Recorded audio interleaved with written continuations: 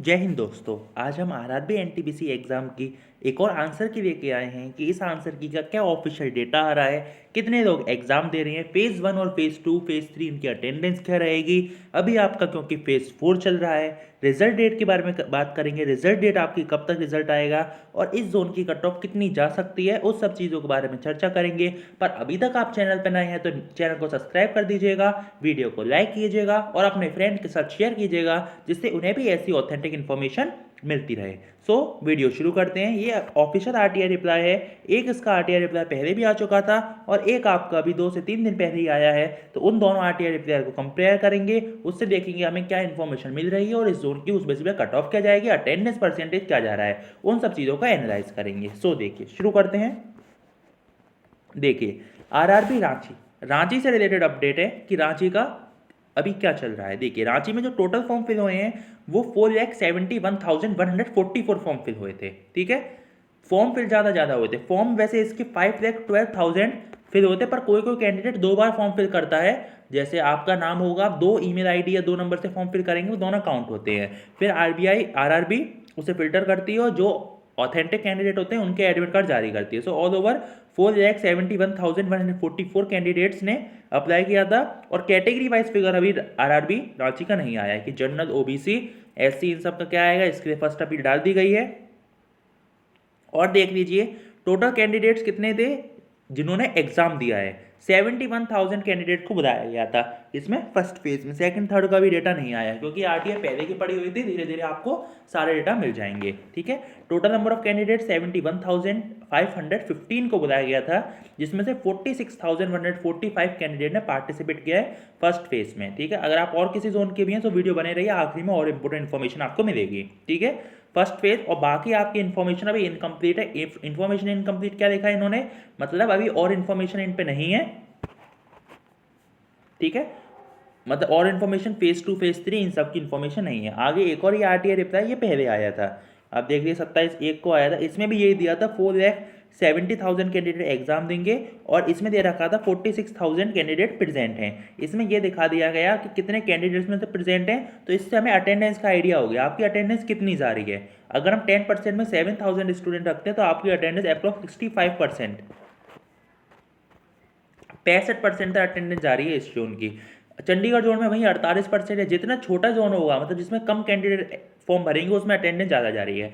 मालदा में भी मैंने बताया था 60% तक अटेंडेंस आपकी मालदा में भी आपको देखने को मिली थी। ठीक है, तो आपकी अटेंडेंस यहाँ से हमें डेटा मिल रहा है कि 60% के आसपास अटेंडेंस जा रही है। ये आपकी पहले की आरटीआई रिप्लाई थी, इसमें पूछा गया था एप्लीकेशन कितने फिल हुए थे और स्टूडेंट जो फेज 1 एग्जामिनेशन में अपेयर होते हैं। फेज 2 फेज 3 की जैसी इन्फॉर्मेशन आएगी बता दी जाएगी।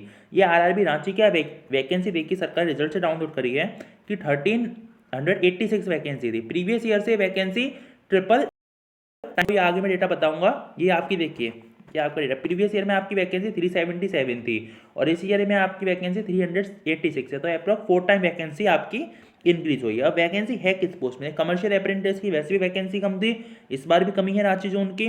स्टेशन मास्टर की आपकी अच्छी खासी वैकेंसी है, पर सबसे ज़्यादा वैकेंसी आपकी गुड्स कार्ड में है। किसी में गुड्स कार्ड की ज़्यादा है, किसी में स्टेशन मास्टर की ज़्यादा है। तो उसी बेसिस पर कैटेगरी वाइज आपकी, जब बच्चे बोलते थे सर पोस्ट वाइज लगेगी, नहीं, पहले आपका CBT 2 एग्जाम होगा हर पोस्ट के लिए। आप सेकंड के लिए भी देंगे, थर्ड के एक फाइनल कट ऑफ लगेगी, उसके बाद आप सबके लिए एग्जाम देंगे। जैसे 1 पोस्ट का है, ये देखिए ट्रेन क्लर्क और जूनियर क्लर्क कम टाइपिस्ट के लिए एक एग्जाम होगा। कमर्शियल कम टिकट क्लर्क के लिए एक होगा। इनके लिए सीनियर कम और सीनियर क्लर्क कम टाइप इनके लिए एक होगा। गुड्स कार्ड के लिए इन सब के एक एग्जाम होगा जो एक लेवल के हो। कमर्शियल अप्रेंटिस और स्टेशन मास्टर के एक एग्जाम होगा।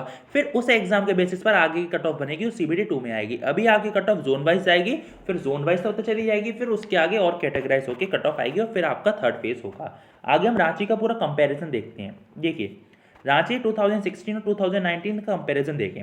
वैकेंसी आपकी जो 2016 में थी वो थी 377 और इस बार आपकी वैकेंसी है 1386। तो आप खुद देखिए वैकेंसी अप्रोक्स 4 टाइम इंक्रीज हुई है। आपको इजी दिख ही रहा है, 1200 और अप्रॉक्स 4 टाइम्स ही आपकी वैकेंसी इंक्रीज हुई है। अटेंडेंस प्रीवियस ईयर में 60% के आसपास अटेंडेंस थी और इस ईयर में अटेंडेंस रांची जोन की जो फेज 1 की अटेंडेंस की बाद डेटा आ रहा है वहाँ 65% तक जा रही है। तो 60 से 65% अटेंडेंस आपकी एवरेज रहने के चांसेस हैं इस जोन से। कुछ जोन में 50% हो या आपका एवरेज 55% तक आपको देखने को मिल जाएगा। फॉर्म अप्लाई कितने हुए हैं? 1.44 लाख आपके प्रीवियस ईयर में अप्लाई हुए थे और 4.70 लाख आपके इस ईयर में फॉर्म अप्लाई हो रहे हैं। तो इससे हमें डेटा मिलता है कि आपके फॉर्म भी अप्रोक्स 3.5 to 4 टाइम्स इंक्रीज हो रहे हैं। Similar to vacancy appear previous year में जब 90,000 कैंडिडेट एपियर हुए थे और इस बार आपके 3 लाख के आसपास एपियर होंगे। एपियर कैंडिडेट 3 टाइम्स इंक्रीज होंगे। जो CBT 2 के लिए बुलाया जाएगा वो प्रीवियस ईयर में आपके 2016 में जो वैकेंसी निकली थी 8,431। प्रीवियस ईयर में एक प्रॉब्लम ज़्यादा हो गई थी, पहले आपकी 18,000 वैकेंसी थी, फिर वैकेंसी आपकी डिक्रीज करके 14,000 वैकेंसी कर दी थी। सो वैकेंसी किसी किसी जोन में बहुत ज़्यादा कम हो गई थी।